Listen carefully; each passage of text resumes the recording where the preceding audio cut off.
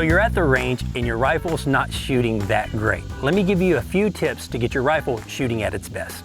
So in front of me is a Verkortsen rifle. If you know anything about Verkortsen rifles, they're extremely accurate, but this will go with any rifle that I'm about to talk about. The first thing that I would check is your base. On a Verkortsen, the scope base is actually milled into the receiver, but there are a lot of firearms that have screwed down brackets or screwed down mounts on top of the receiver. First and foremost, always check that base. The second thing you need to check are your scope rings. Even though it's on a rimfire setup and you don't really have that much recoil with the 22 LR, check your scope rings. Sometimes they work loose. The optics are fine. You need to make sure that bore is good.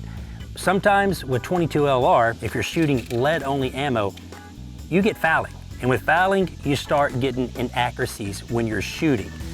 So I would run a rope down your barrel, or if that doesn't work, I would put something like a bore snake, something that's a little bit more aggressive to get that lead fouling out.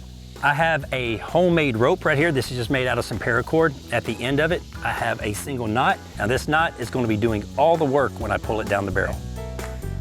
Your last resort would be using cleaner. I never like to use cleaner or any kind of solvent in my barrel, especially my match barrels, but sometimes the time may call for that.